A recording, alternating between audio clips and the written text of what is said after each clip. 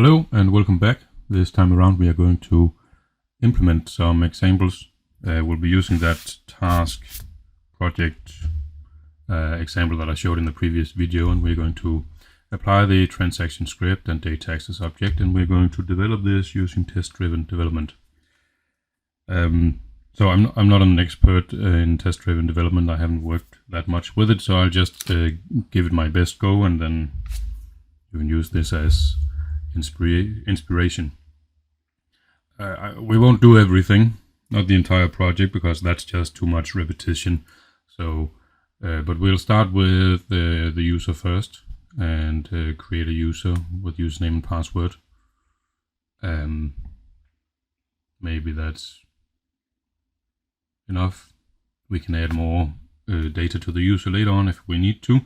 We will update the username and we will update the password, create use cases for these, and then we will move on to the task and update, create some features for that. And we're trying to grow the system only as needed, so I will do as little as possible every time along the way to follow the test-driven development approach.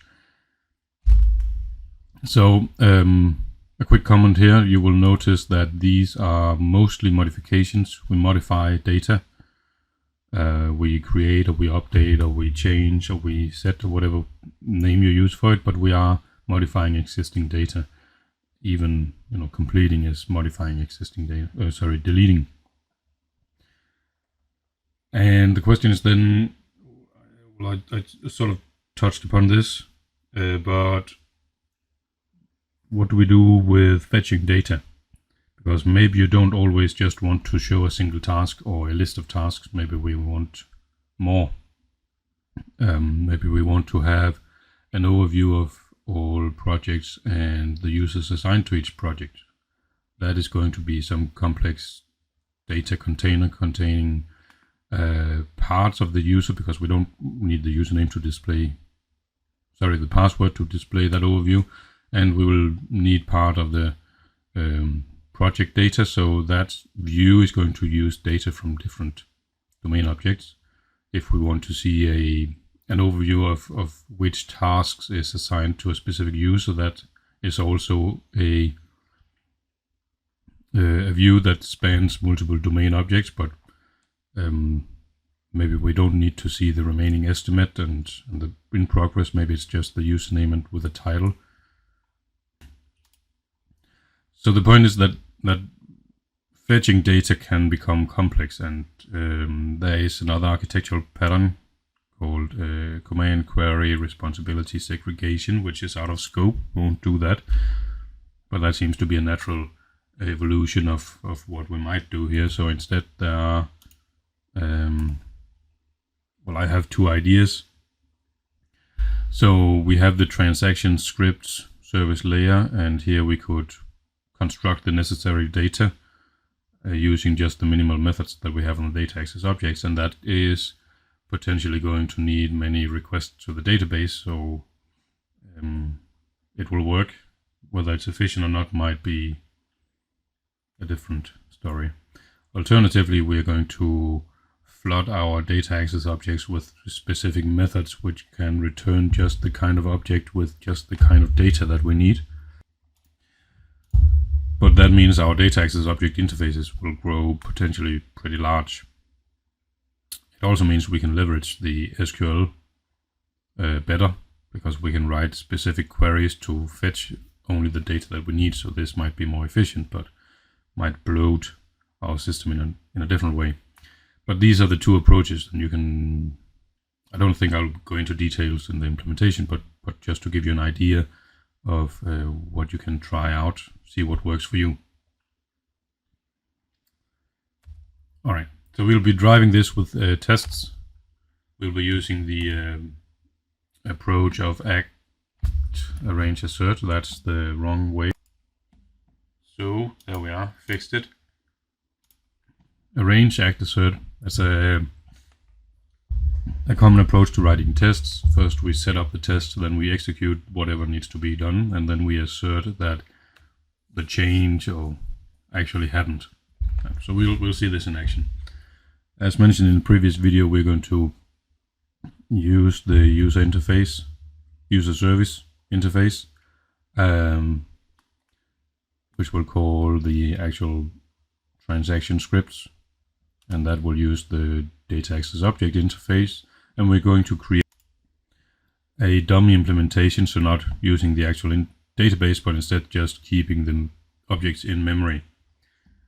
And then later on we might swap out for a test database to see that actually works, and then we might add some server layer up here, and we can still drive this with unit tests, which would then be integration tests, but using the JUnit test framework, and we'll see if I get that far at some point. And then we're going to use the test-driven approach of red, green refactor. So let's give it a go. Let me just swap to IntelliJ. Here we are. I have a new project.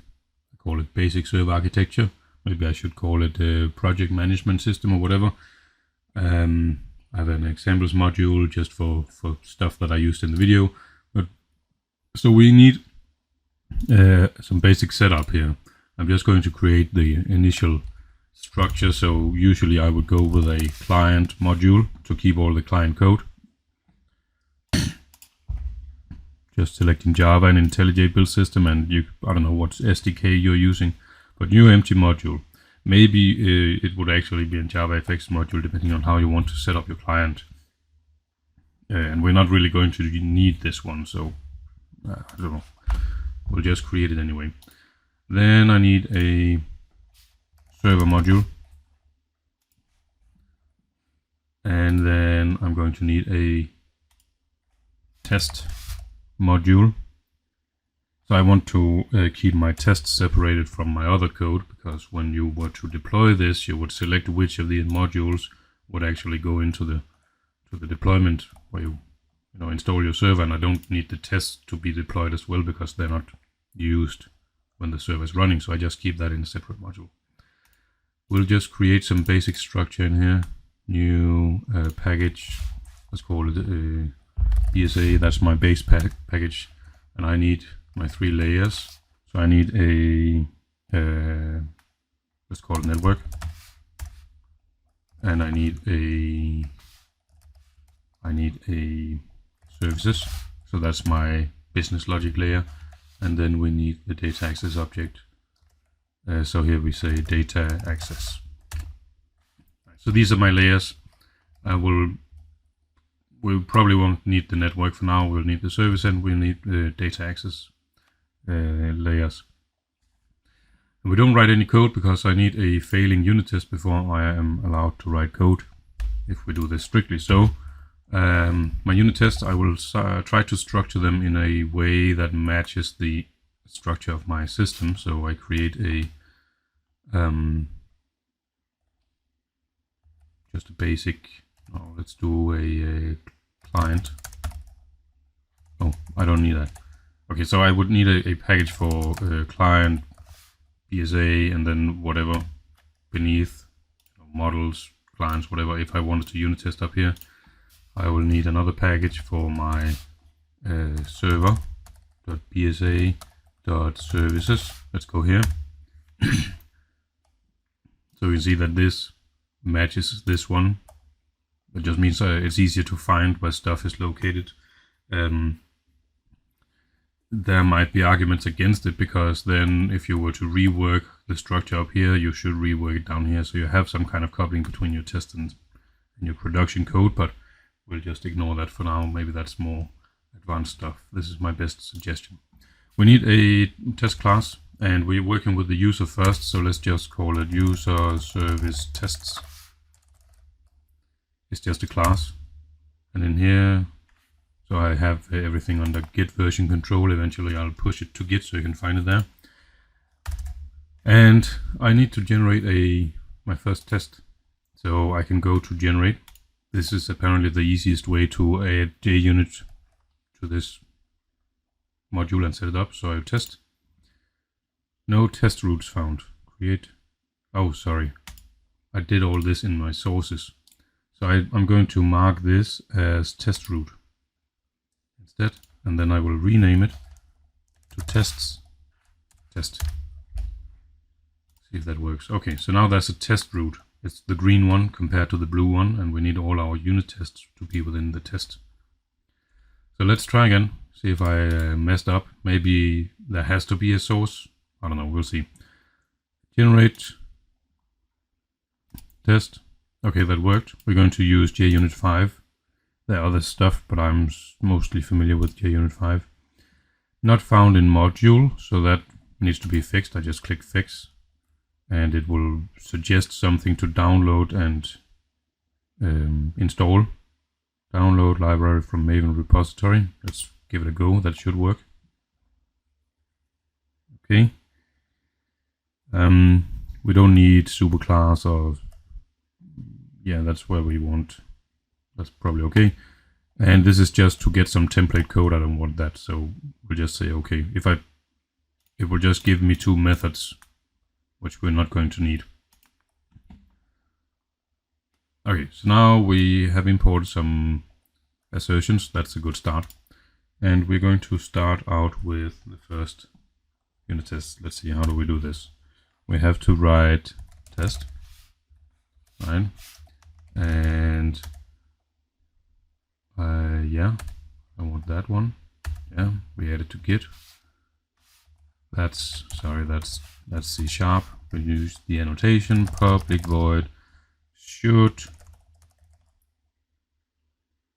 instantiate. So the first one thing we want to do is I don't even have my classes, so that's what we need. Should instantiate user service. Okay, there we go. And you see the naming here is not camel case as you're used to in Java. Can I actually make this larger? Hang on.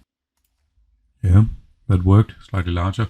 So no camel case instead, because when I run stuff, yeah, run it, and you will see a list of all your test methods, and there might be many as we are growing the system with unit tests, so we're going to have many of these.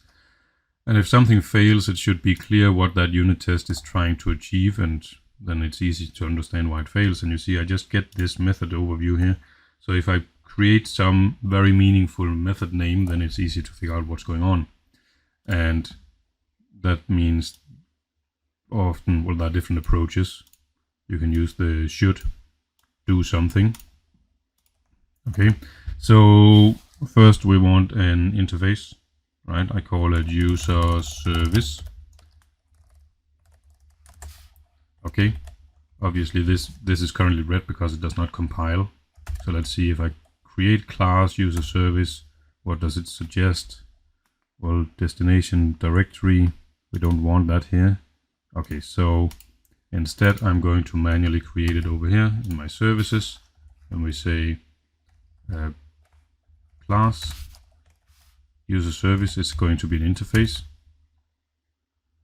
There we go. And now if I try to alt enter, or click the little one here, we can add a dependency on module server. So that means my test module will know about the server module, and I can reference stuff in here. So that's what we want. Yeah, and it also imported the class. So I can define this. That's good. Okay. Test public void should instantiate concrete implementation. Okay, user service is equal to user service input. Let's call it that. And it's going to need a new user DAO. Right, so now I have more stuff that doesn't compile, so let's start by fixing this. The user DAO is going to go over here. I could create subpackages user. Let's do that. And say class interface user DAO. And no methods here yet. And then we want to import it. Click on it, alt enter, and then that gives me an import user DAO. And it complains because it doesn't know what this is, so we need to create this class. We create it in services. And I could, of course, create a user package as well, just to separate things. We'll see, maybe I'll refactor things later, move it around. Okay, this is a class because it's an implementation. Yeah. Okay. And that didn't really work. User service impl. I was kind of hoping I could just import that, create. No. What if I go and say manually then import BSA services, that's user service impl. Does it work? Yeah, maybe this is because there's a conflict between, no, there's no BSA. Okay. Still doesn't compile because it needs a constructor, right? There's no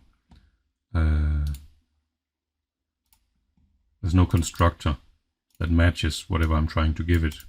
It's a user DAO. So Alt Enter. No. Of course I cannot create a new instance of the interface. So let's do this instead. User DAO equals new, and then I need an actual implementation of this. Let's do this first. Yeah. User DAO. So that seems to be the minimum we can do. And it complains. Might not have been initialized. Okay, let's just do null. And it complains. Method call expected. I have to say new. Okay. And then, okay, expected argument 0 because there's no constructor, so that's 0 argument. And we found one. Create constructor. And that goes over here. Yeah, user DAO. And I can just create field for that, Alt Enter on it. Yeah. Okay. And next compile error is then that I cannot assign this type to that type. Okay. So I feel I am doing more than, oh, that's again C#, sorry, implements. There we go. Okay. Now I can create a concrete service implementation. Concrete service implementation. It takes a user DAO, which is null, so obviously that's going to be a problem but later on. So we'll just ignore it for now, and we can run our tests. They're not doing much yet, so you might think, okay, these tests seem like they are kind of irrelevant, but we are driving the development with tests, so here we are. All right, next step. Let's try and create a new user. So I'm not even asserting anything because there's nothing, I haven't done anything. I'm just trying to get my stuff to compile. So public void, what do we call this? What do we want to do? We want to be able to create a new user.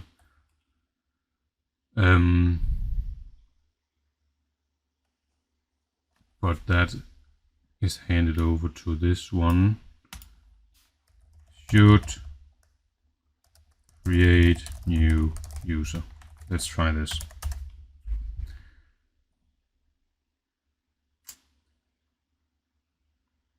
Yeah. I just noticed I have two classes, user service tests and this one, so I'll just delete that one. And then I will rename this one. Was a bit of a strange bug. Okay. We create a user. I need to have some kind of implementation for this interface, and it's going to be that mock fake implementation. So I don't want that located over in my production code. So I'll create it in here. New class. We call it user mock DAO. Let's just put it over here. So this does not actually, instead we say should instantiate concrete service with mock, with DAO input, right? Because that's the next step. I need to be able to set something here. So let's just copy paste that, and we say new user DAO, that one, new, like that. And it complains because it doesn't implement the interface, so implements user DAO. All right, good start. I should always run these.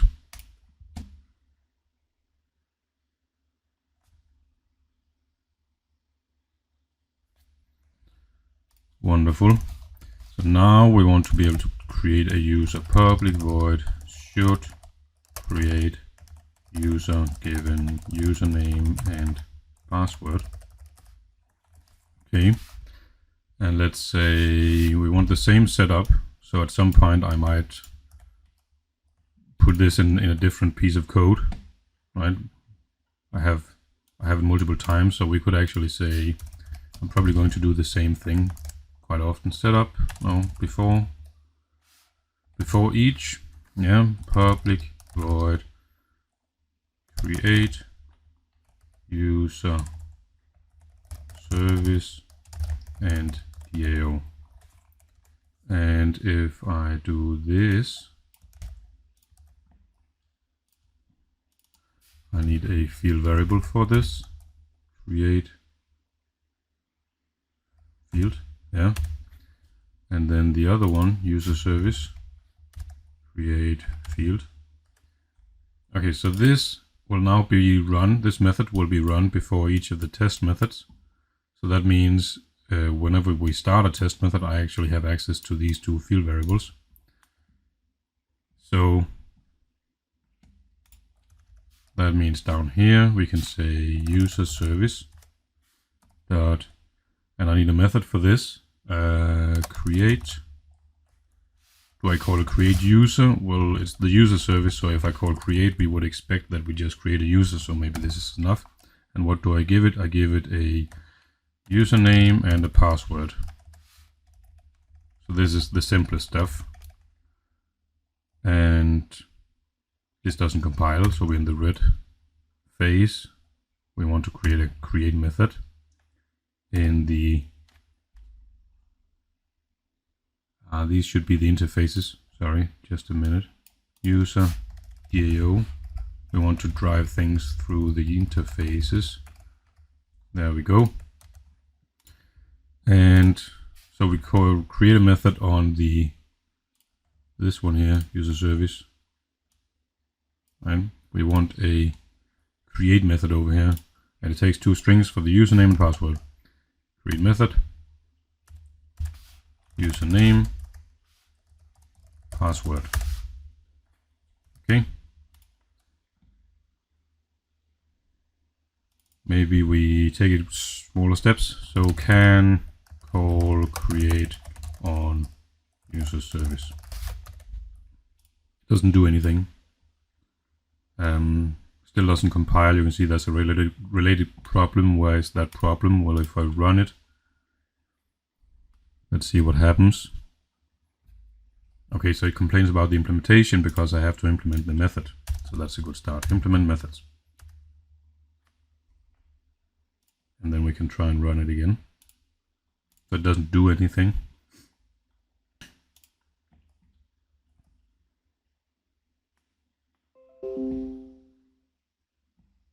But it works. Okay, so I can call this. What's the next step? Well, I want this method to do something, so that means we want to forward to the user DAO.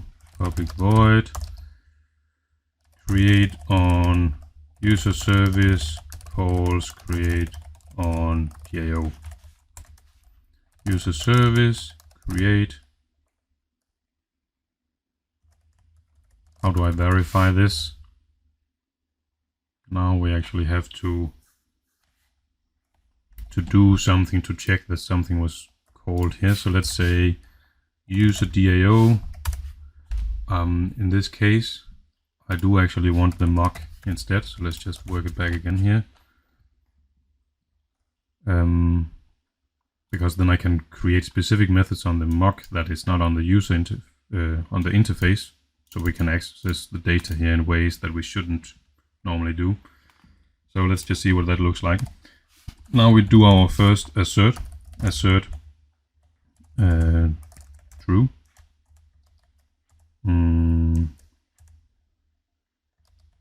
I feel that looks weird. Assert equals.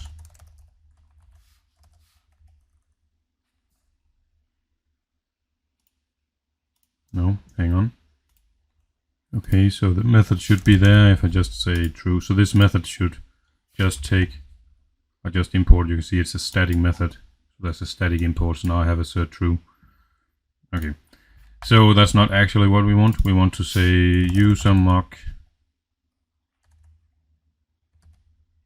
what's it called? User DAO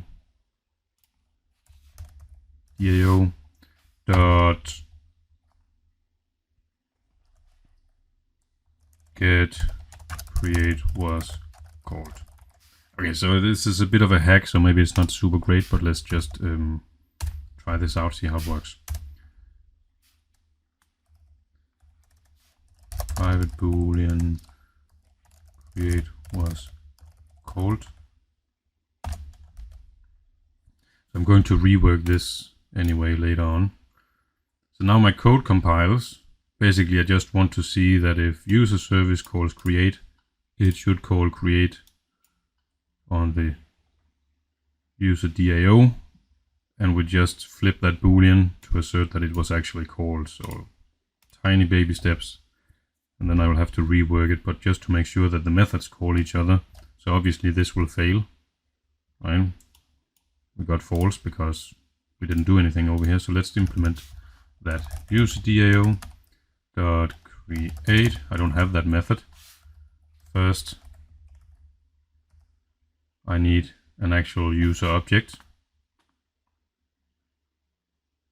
So that should obviously also be driven by a test. So let's say public void create on user service instantiates user object, which cannot really be verified. So that's the challenge of test-driven development. I mean, this would just work. How would we do that? I cannot verify that a user is created in here unless I return it or set it somewhere. So maybe this method doesn't make sense. Right. You do your best. I create a user. I don't have a user, so we need to create this one, and it goes into the server. And I think I claimed that the data access layer owns these data models because they're the one-to-one. So where do we put them? Either we put them in the data access or we just create a new one here called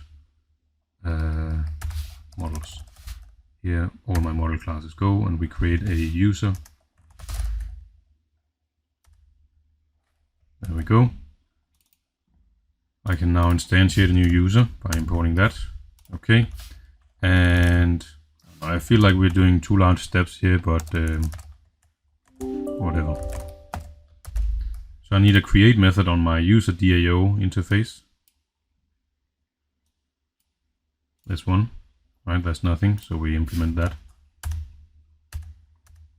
Okay, it takes a user, and that means my user mock DAO here need to implement the method, and we can create was called equals true. We can just flip it. If I run this,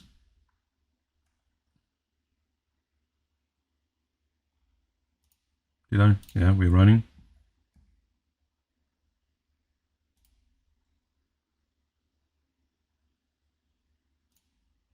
Oh, always returning the same thing, so yeah, let's try again.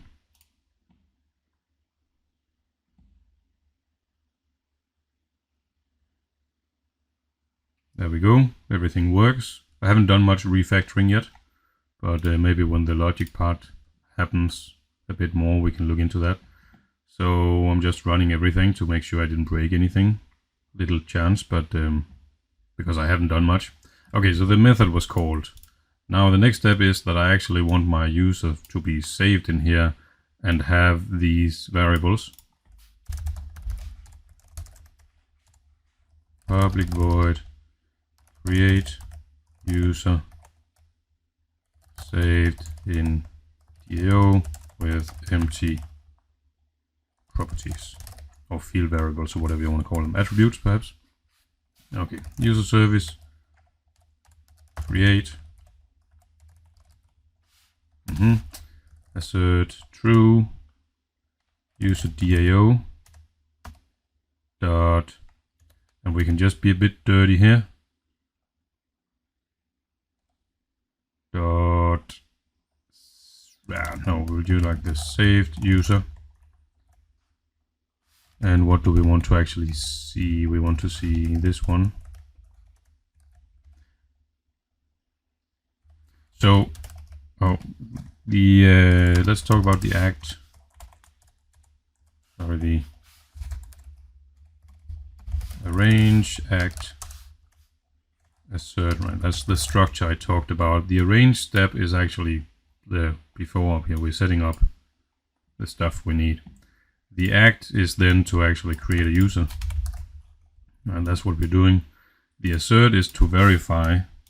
So, C setup method.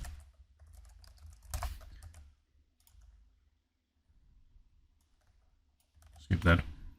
The assert is then to extract that user that we wanted to save over here, and to verify that it has the correct field variables. So get saved user. That should return a user to me. So we need to import it. Yeah, and then to create a method. So again, we're creating it on the user mock DAO because I need some extra methods to verify whatever goes into the class, but it shouldn't be on the interface because in the production code I don't need a get saved user method. That doesn't really make sense. So we are going to create a few hoops here just to be able to verify that things are going through the system as we need to. So I'll create a private user saved user and create, instead of here we say saved saved user is equal to user.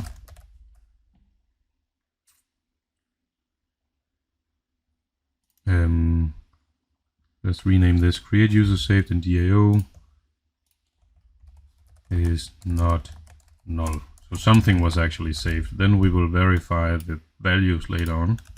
So I get something back out again here, hopefully, if I return the saved user.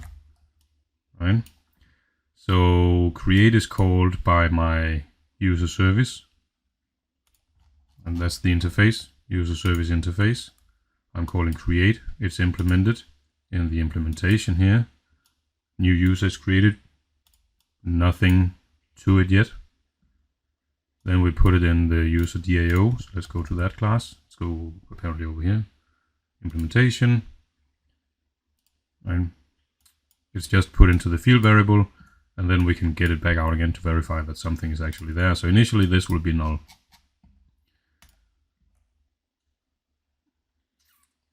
Yeah, assert equals. Assert, is there not null perhaps? Not null. User. Yeah, assert not null. Maybe I don't want, can I just do star and say I want all of these methods instead of creating a new one every time? Okay, still works. Let's run everything again. I can select the method down here and say I want to run all of it.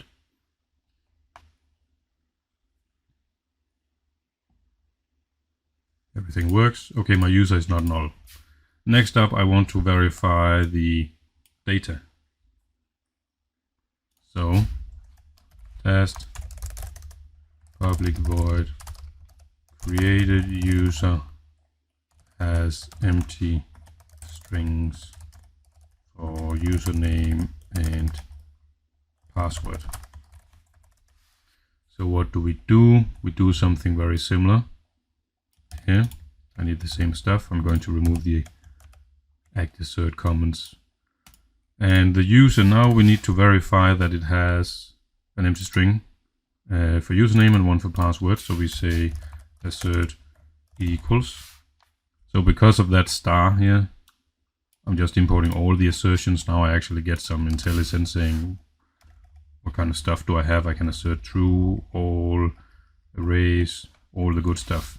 We want to verify that assert equals, and the first one is the expected. Okay, so I'm expecting an empty string, and the second one is the user get username. Right, and let's just do the other one, get password. So they don't work because I don't have the methods. So let's just do that, return null. Yeah, do minimum steps. Okay, return null, just to be, you know, pedantic about it, strict. I know this is going to fail.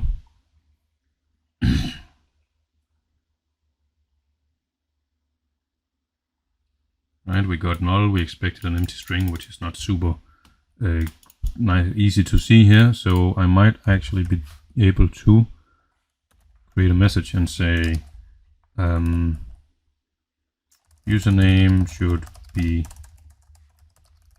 empty string and password should be empty string. Let's try again.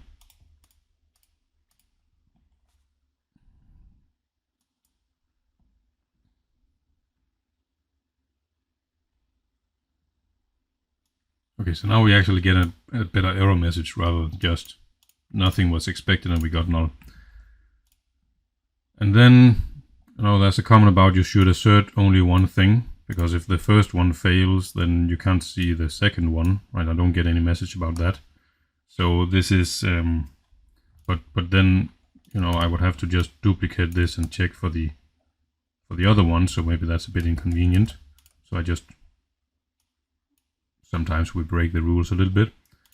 Alternatively, we'll take that in a minute. Okay, so I need to fix this, right? Assert, this one fails. So username, we just return null, empty string, there we go. Run it again. And I know you think you can skip ahead, and right, I'm probably going to need to create an empty string here also, but I'm just trying to be strict and show the approach here. Password should be empty string, so let's go ahead with that.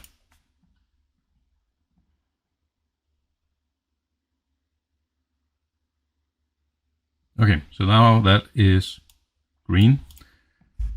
Now we want to create something with actual value, right? So I'm just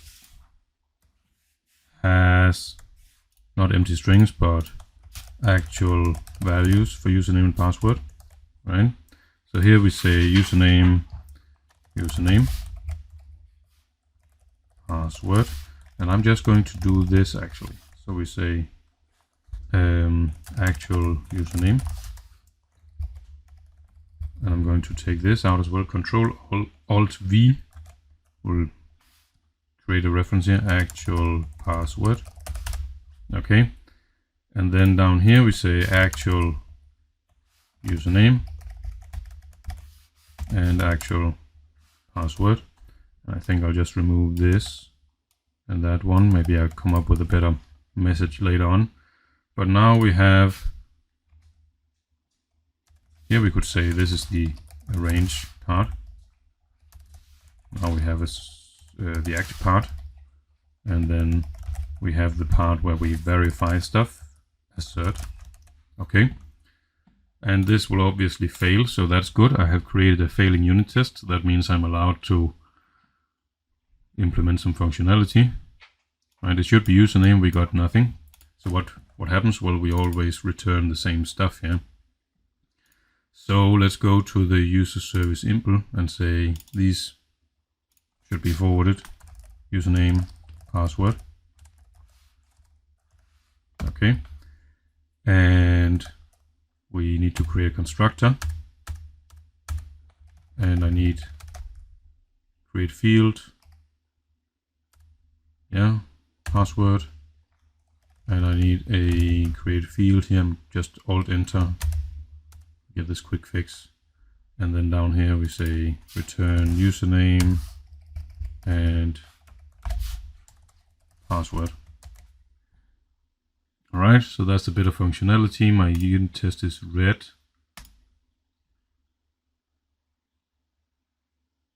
But we changed something and now it's green. So that's good. That works. And now we can sort of basically create a user. It's in our in-memory database. So simple stuff. Next, we want to verify that the input values are okay. So that means some of my unit test might actually break. And I guess that's something that happens occasionally because, I mean, I shouldn't be able to create a user with just empty strings. So maybe I should have provided a valid username. Okay. Public void created user should create user with valid username. So let's do that first. And we do the same thing, string valid, just call it actual username. And what are the rules about the username? Well, it cannot be empty. Maybe there's an upper and lower bound. Let's say between 3 and 15 characters.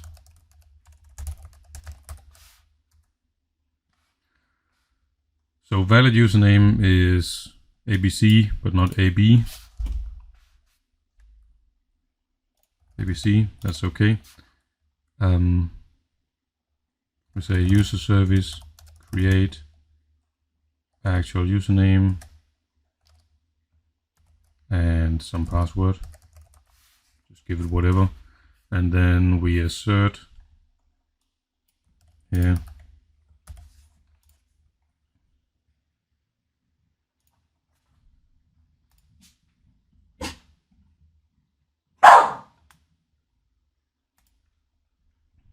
okay, that worked. Now I also want to, test other length. So I could obviously create a new one here. I don't know, 2 and say EFG HI, that should also work. And then one with 15 characters. But we have a different approach. So basically I want to run the same test with different kinds of valid input, right? And it would be nice if I could just give a username up here. So let's try that. String username, actual username. So we should be able to do some parameterized tests and define these variables somewhere else. So hang on. All right, quick Google. Let's give it a go. I do seem to remember, it's been a while since I worked with it, but I do seem to remember that it's not super convenient in JUnit. So we say parameterized test. Yeah, I probably have to import that. Okay, and then the value source. And here I give the actual parameters. So we say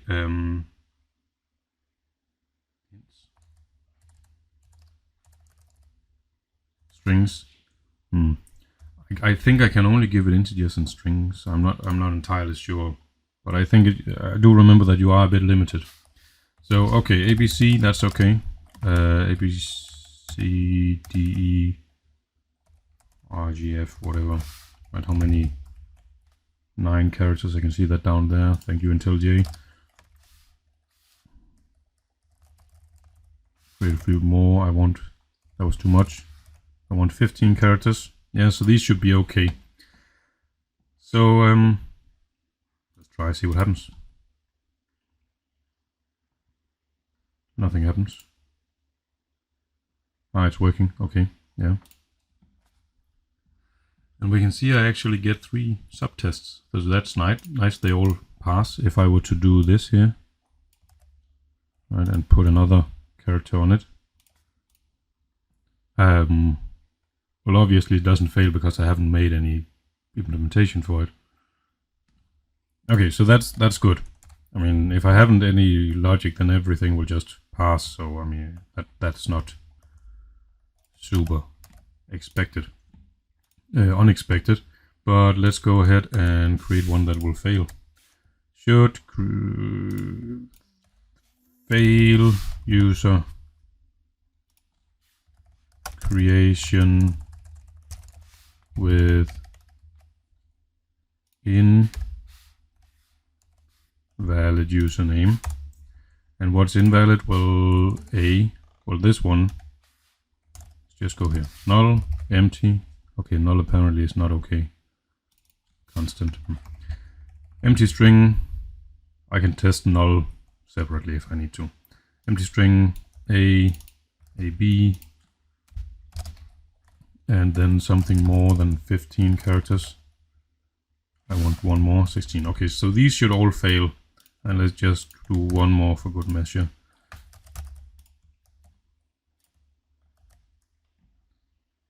And what happens? Well, we don't get to this part. What do I expect? I expect to get an exception thrown. So how do I do that? Okay, so there are different ways. Let's see if I can make this one work. So basically we say assert throws. We expect a specific exception, runtime exception first, okay. And then when this piece of code is run, we expect the exception. So that's where we want to put this here. Now we say username create user should throw an exception. I don't want a runtime exception. I want a specific exception. So I call it domain logic exception. Then we can distinguish that. And obviously this fails because I don't have this. So let's put that in services, create package for my own exceptions. And in here I create a domain logic exception. I mean, it will do the same thing as the runtime exception, but it's just so that I can distinguish between the two. I need a constructor with a string. Yeah. So now I can create a domain logic exception, which is a kind of runtime exception, and I can give it a message which is just passed to the runtime exception. So it behaves the same way, but when I do try catches, for example, I can distinguish between the runtime exception and the domain logic exception. Okay, so we need to import this. There we go, Alt Enter, and let's see what happens.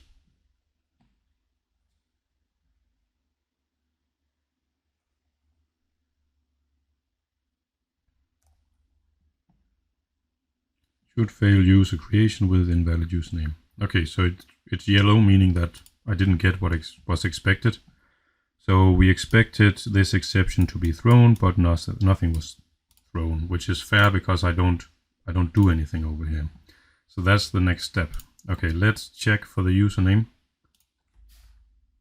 that it actually fails. So if username null, throw new domain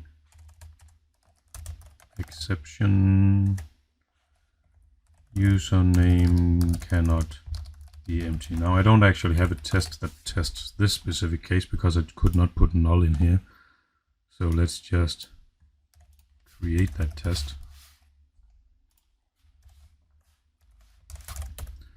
Should fail when using creation with when username is null. Remove that, and username we give it null. Okay, so this also fails. We start there. No, it doesn't fail anymore because I implemented the logic for it.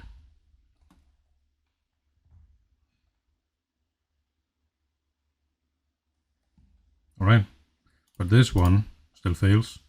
I haven't done anything else. All of them. Okay, so the first one, if it's empty, let's fix that. If username, we do like this, empty string equals username. We just copy that. So now the username cannot be empty. Let's see. So this one should pass.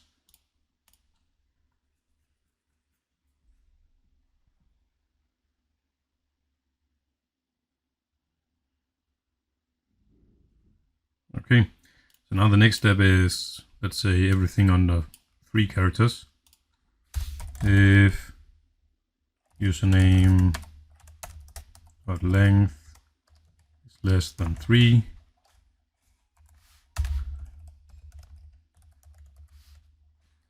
can I run just 2 of them?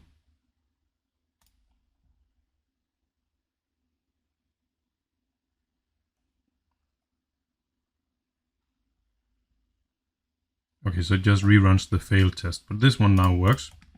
Now we have the ones that are more than 15 characters, so let's check if username length larger than 15.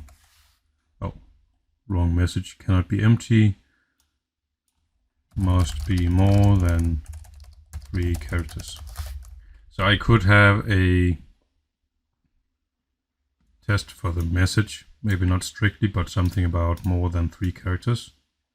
Maybe I just verify that the domain logic exception thrown contains this to make sure I don't, fail the copy paste.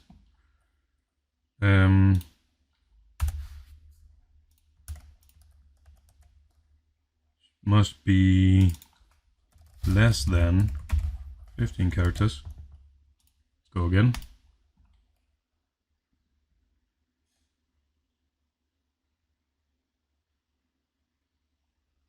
Alright, so they are all green.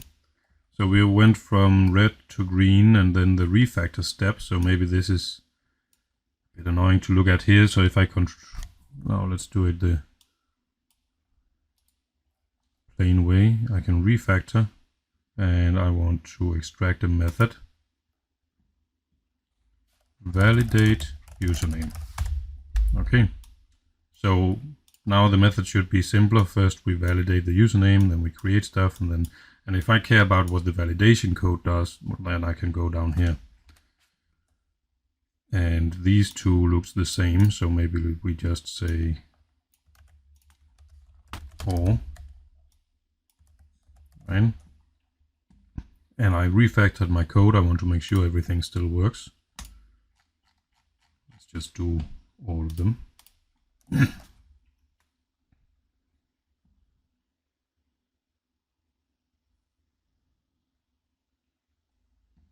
Okay, so that makes sense. Some of them actually fails now because I have some logic, so some usernames cannot be created. So let's just go and clean this up. This one fails because I cannot create that.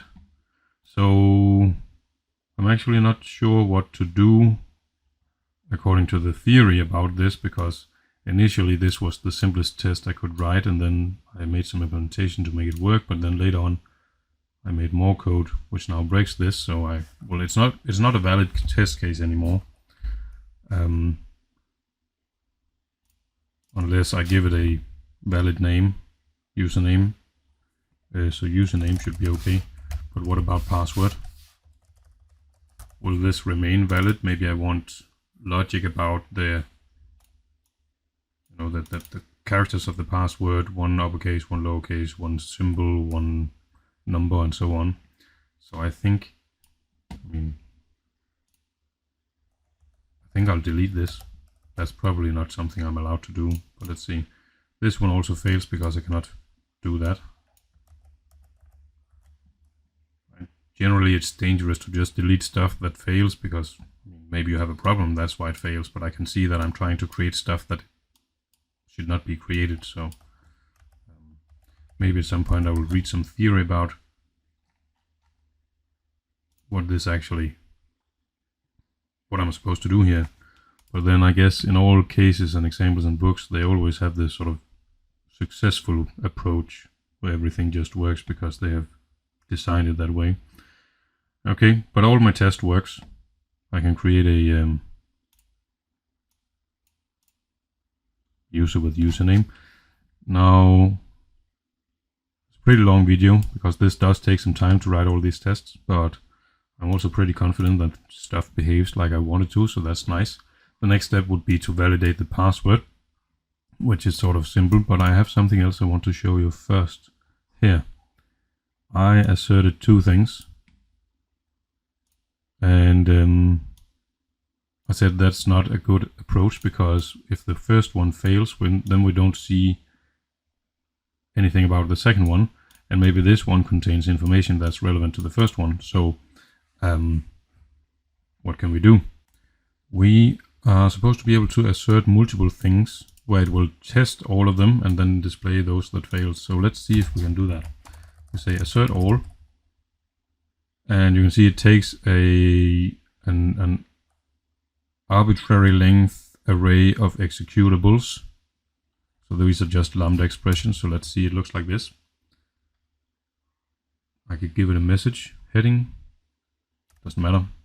And then we give it lambda expressions and say you should assert this one. Yeah. And I also want the other one. So if one of these fails, the other one should still, be checked. Let's just test this. So obviously they both should succeed because I have valid input, and it's just compiling. Yeah. But what if I make this one fail? And that's the first one we look at. So before we wouldn't get to this one, but now I should see both of them.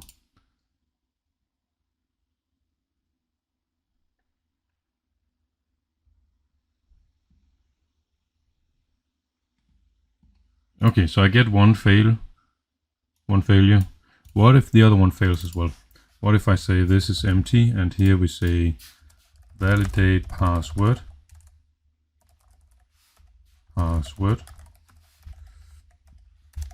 Create a method for this, and I just say if password is null,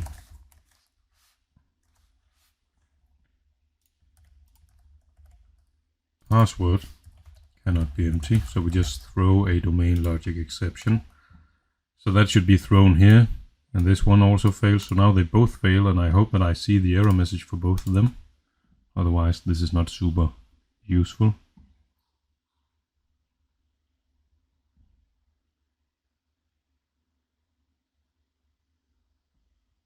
Username.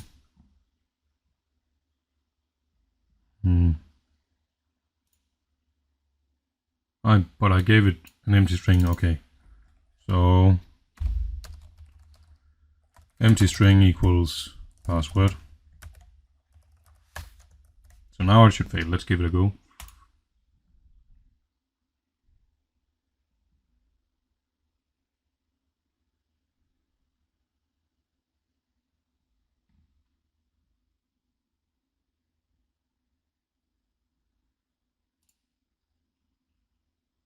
Right. Actual password, create. Now the username should succeed,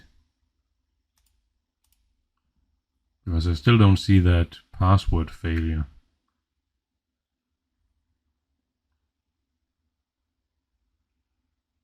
Okay, so I don't really get a collection of everything here. That didn't help me much then. Right, because I wanted to see both errors.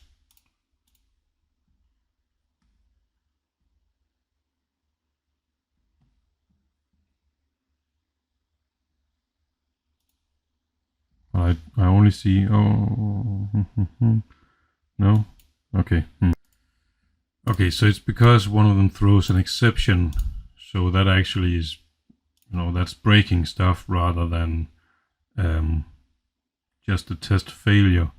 So I have broken the code, and otherwise it would be yellow if my assertion doesn't work. So okay, so in that case we don't see all of them. But if you were to, what do I expect here? I expect assert throws. Assert does not throw. Yeah, okay, so it doesn't work too well with the when you throw exceptions, but if you verify some data compared to each other like this and it fails. So for example here, now I have two valid input, but this one, if I revert this or do something else, now it will be yellow because the code doesn't break, we just don't get the expected result out. Hopefully. Okay, a bit more output. Comparison failure, ABCD, ABC username.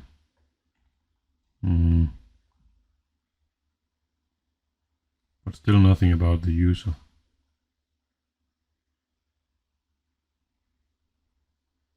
Okay, I'm not super impressed by this.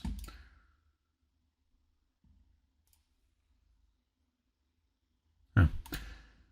It was supposed to work. Okay, it's getting to be a long video. It does take some time to write unit tests like this, but it also gives me a pretty strong confidence that my domain logic here works. So we just got to the create. Let's do one more test where I can complete a to-do. The idea is just to show what the usual transaction script structure would look like. So we're going to go a bit faster. Public void should complete. It's not a to-do, it's a task. So we say user service. Okay, so first I need to set up the stuff that we need. So that means this one I need to set this. I'm going to be dirty and make it public because I mean I'm not going to access this. This is just my test, so I make it convenient for myself. So first we say user mock user DAO dot saved user is equal to a new user, and I give it username, password, and that should be it. So now I have a saved user. That's my arrange, right? And this one needs an ID, so I'm just going to give it that as well. Let's give it 42. Do I want... So the question is, what kind of ID do I want? Do I want an integer? Because my database can provide those using the serial functionality and auto increment. But that means I rely on the database to get IDs. It's certainly possible. I find that often the universal unique identifier is a decent approach. Right? And I will provide it here, UID ID, and assign it. Assign like that. Okay. That also means that my other tests, well, my user service implementation is going to break because it doesn't recognize the constructor. So instead of 42, say ID. We'll fix that afterwards. And how do I get a new one? From string random. That's probably good. But I need this to fetch it again. Okay. And then I want to say act. We say we want to complete it. So user service. I want to complete the to-do with this ID. So initially a user. I'm confused. It's a task that I need to update, right? What can we do? We don't complete anything. Okay, never mind then. We update password.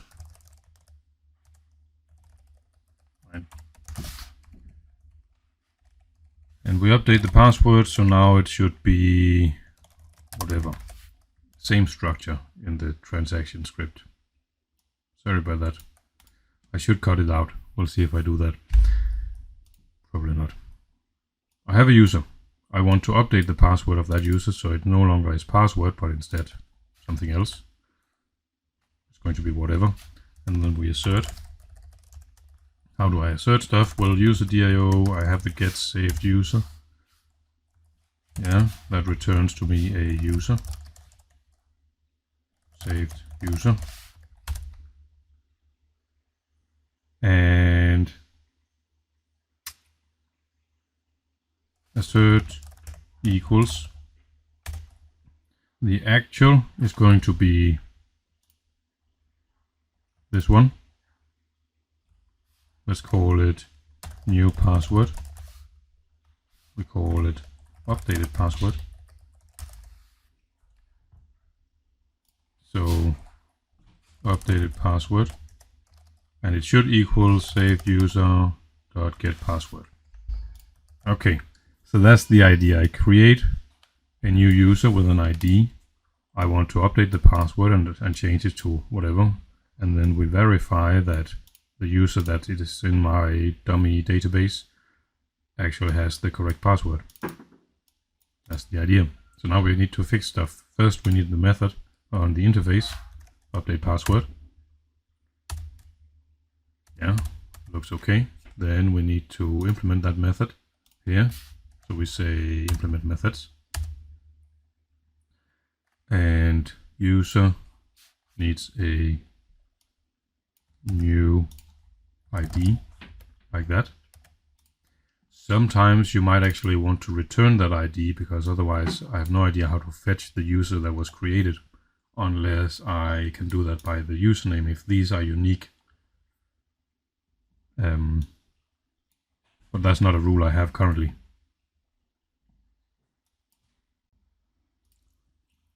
Okay, so first let's just rename this one. Should update username provided correct current password, and this was password. The updating password. So my title here indicates that I also want to say whenever you want to update your password, you must provide the correct current one. Right, so that's let's call it current password. I have that here. String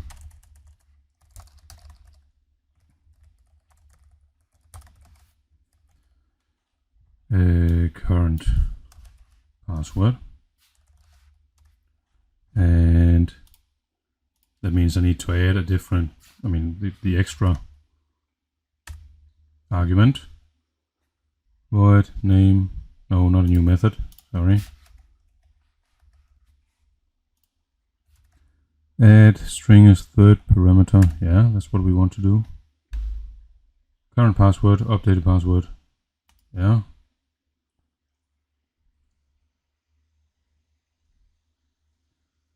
So the user service, right, current password, let's call this new password instead.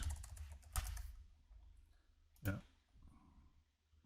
Which would mean that it's probably also updated in the implementation, new password. Okay, so in this case we're doing the correct thing, saying that's okay, and then we verify that the password is updated. And what do? We say first user DIO find by the ID. That's going to create to me, return to me a user. Yeah, and create method find. Yeah, and that's going to be implemented in my mock class. So here implement methods, and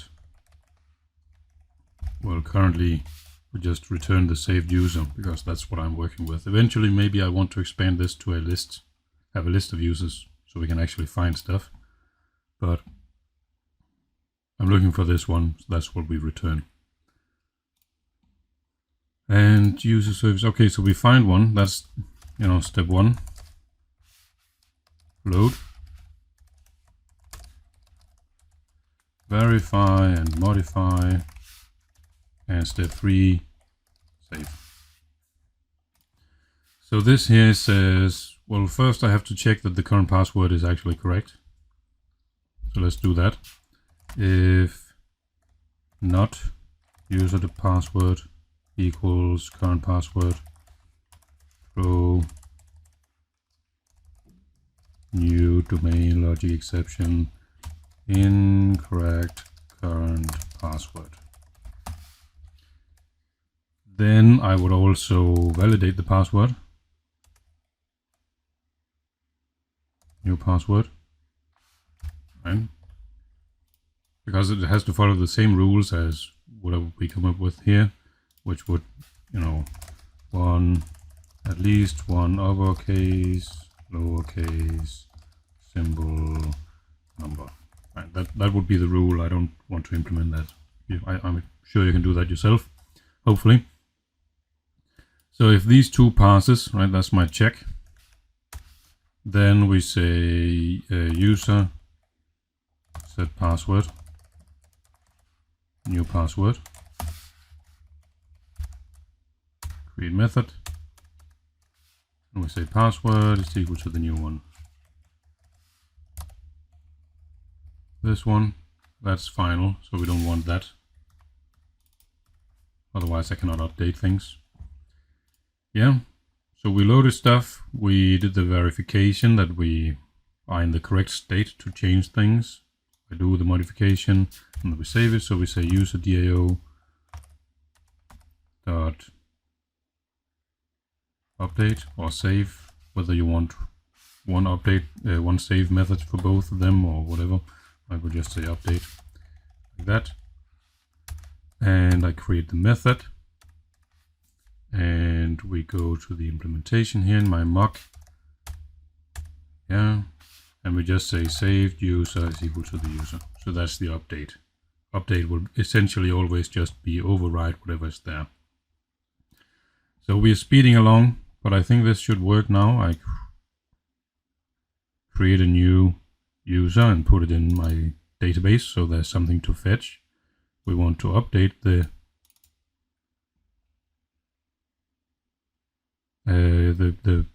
user, we want to update the password on the user with this ID, with this new password, given that they have this current password. And then we verify that stuff was saved. So let's give it a go.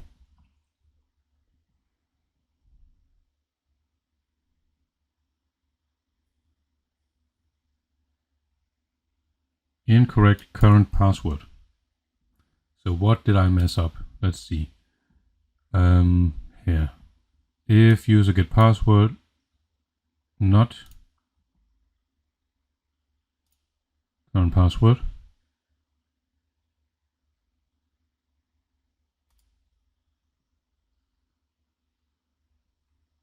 So I give it the password here. That should be in my user. Yeah. I fetch the user. I check that the password is equal to the password, and if that's not true, okay, let's see. I think my thinking is correct, but my implementation might be off. So let's see, what do we have here? Here we have a, what happened? Password.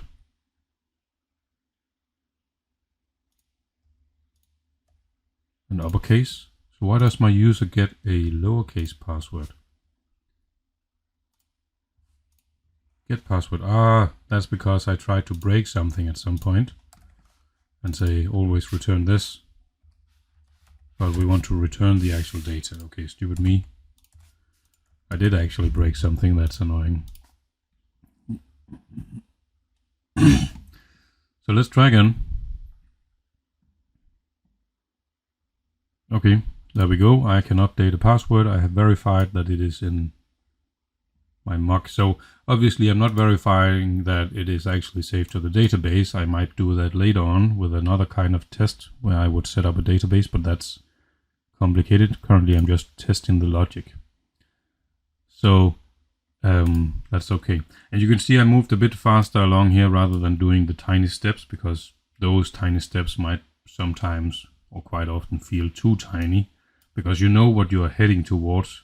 So for example, all the tests that I did with an empty username and an empty password initially, just to do the minimum, I know that's not going to work later on, because I do actually have some rules about what is allowed. So maybe that's inconvenient, and you could start with writing the tests that you know should succeed in the end rather than what can currently succeed. So this is more like a final test. Obviously I would need another test saying if the current password is wrong, then I want to get that domain logic exception. So I want to test both my success paths and also my failure path to make sure that I have a system that works, but also a system that is robust and does not allow stuff that is not allowed. I shouldn't be able to change the password if I don't know what the current one is. So, right, but that's an example of how most of the transaction scripts are going to work. You find whatever it is you need to modify, do some validation, you update the data, and then you save that back again. And I think that's the test I want to do for this video. Right, but I suggest you find some middle ground between, you know, doing the tiny steps of what is just the minimum needed to get to the next step, because then you will sometimes have to go back and delete some tests because they are no longer, it's not true. And then, you know, writing tests that actually does what they are supposed to do in the end. So these ones are the one that makes sense. And then you would write your test for, you know, we also have one for the updating the username.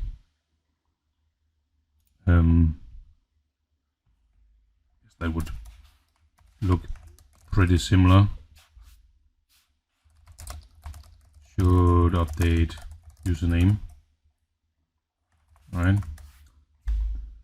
And you would again create a user and stuff it in your, put it in your database. You would create your new username and provide that. You would call the update username, providing an ID and the new username. And in the service class, you would have a update username, right? And if you want unique usernames, you might need to have on the user DAO, instead of just find by ID, you would need a user find by username.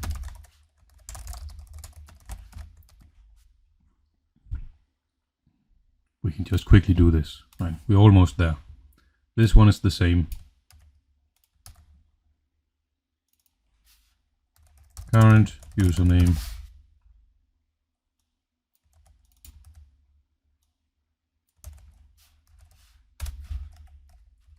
I like to have this as a variable because that's what I'm going to verify against.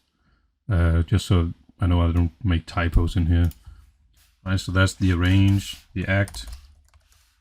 Say user service update username on this user to be other username, and the assert would be to get that, assert that the new username, so let's create a variable for this, new username. This is what is expected and this is what we get username, there we go. So this is my test, this is what I'm aiming for. I know this is supposed to work, so now I can actually do the implementation and say update username. We'll create a method for that. ID, new username, yeah. I don't want the previous username like the password because that's not needed here. Let's implement the method. And we say again, load, verify, modify, save. So we say user DAO find with the ID, that gives me a user. Verify, well, I have to validate username, new username, to make sure it doesn't, well, it has to follow the rules, but I also need to verify that it's unique. So we say user DAO find by username, new username. And that is going to create a existing user with conflicting username. And depending on what we do here, how we wanted this to, I mean, if it returns null, then I assume it didn't find anything. So let's expect that to be the behavior. Alternatively, you might throw an exception, say we didn't find any user, or, well, that's what we're aiming for. So I don't know. If it's not null, then I know the username is taken. So we can throw new domain logic exception, username already taken. And then I can save stuff and say user. No, I need the modify first. Maybe we should have this in 4 steps. Modify. Load, verify, modify, user.set username to be new username. So I need a method for this. And we say the existing username should be the new one. Come on. And it's not final, so that's okay. Yeah, and then we say user DAO update the user. So that should be it. Load, verify, modify, save. And my test should work. Let's see. Oh, this one. No, that shouldn't fail because I give it a different one.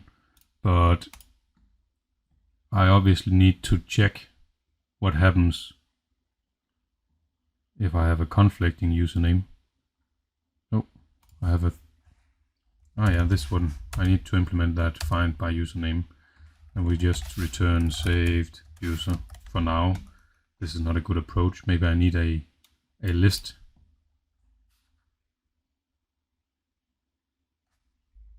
Eventually, and put 2 or 3 users into that list so I have something to work against. But let's start here.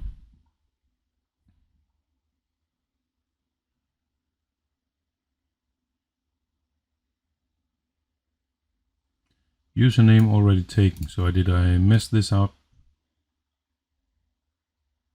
I already... Yeah, okay, so I did mess it up.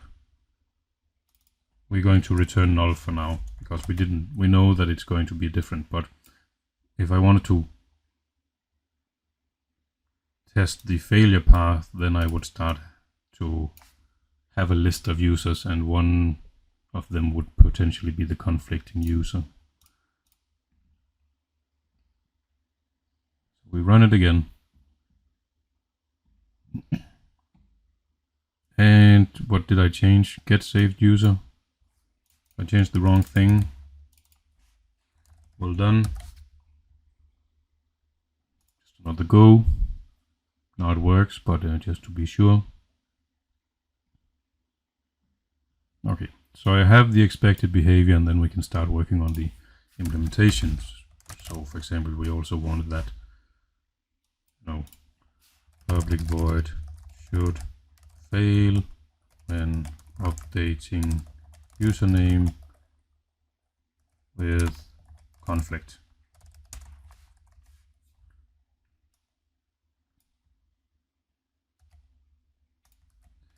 And saved user, so let's say saved users.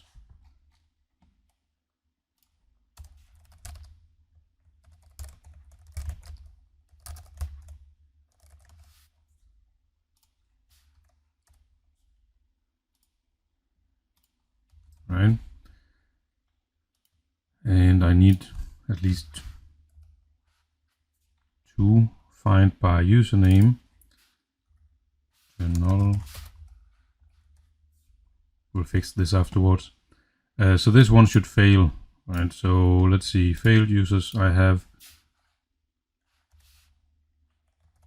user1, new user, and it takes one of these and a username and a password, and I need another one, 2, username 2, password 2. And how do I do this in an easy way? Raise to list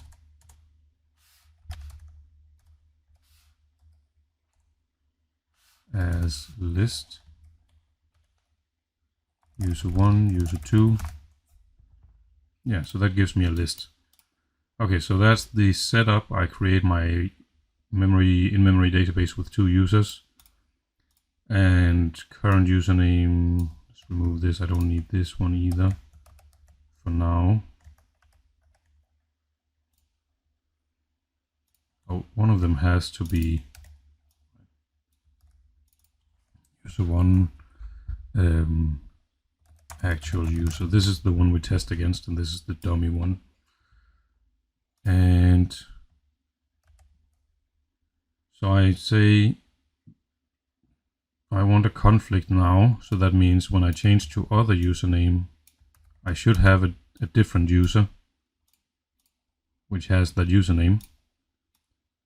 And then the assert is actually that we want to throw something. Assert throws.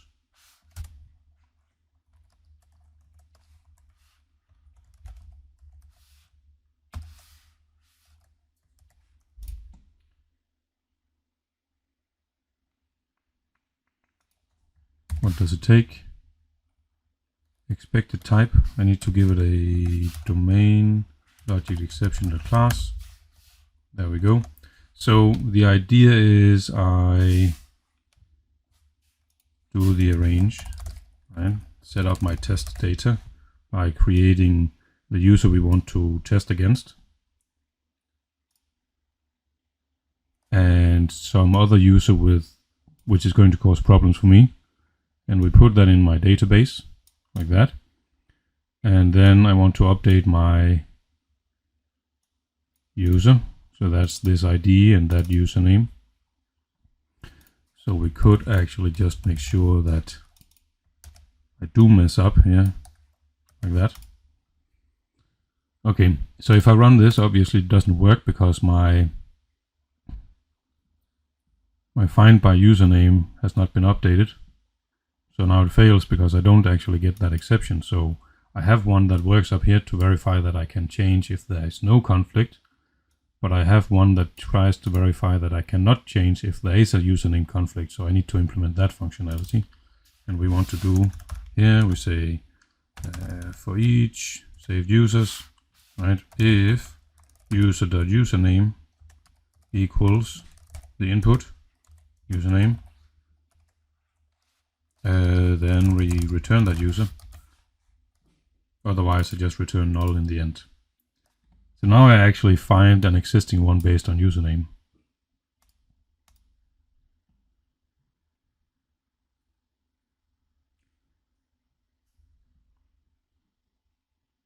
And now it fails because I did find an existing user. So obviously I would have to, when I create a user, I should have that test up here as well. So this might not be an independent check. Maybe it's part of the validate username, like this. And we say username. Okay, so that's the refactoring part. I copied some code around. Did I break anything? Probably. Let's find out. I have all my unit tests to see if everything still works, even though I modified my code. And it's running. Okay, that's interesting. Should update username. Cannot invoke iterator because this saved users is null.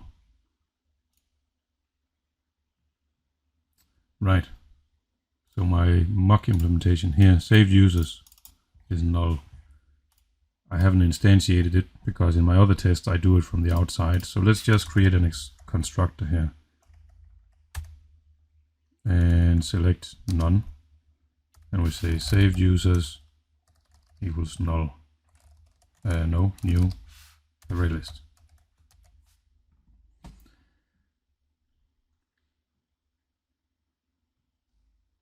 Okay. So it is a bit inconvenient when my mock class is breaking anything, but that's, a minor fix.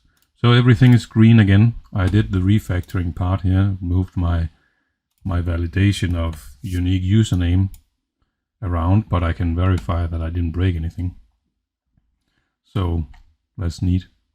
Okay, so I do need to be careful about duplicate logic because I added some extra check with the update username, but not when we create it. And obviously we need to follow the same rules. So we have to be careful about that duplicated logic and do the refactoring when we notice that. We do eventually get a bunch of, can I see that here? Yeah, I do get a bunch of different methods, and it may grow large if I can do many things to a domain object. Create, update username, update password.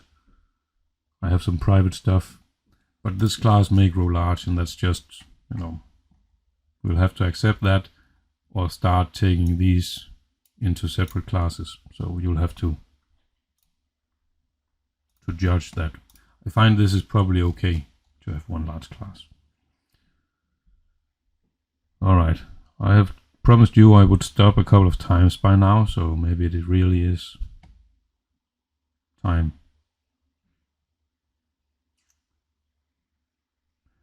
Yeah, I think this is good enough.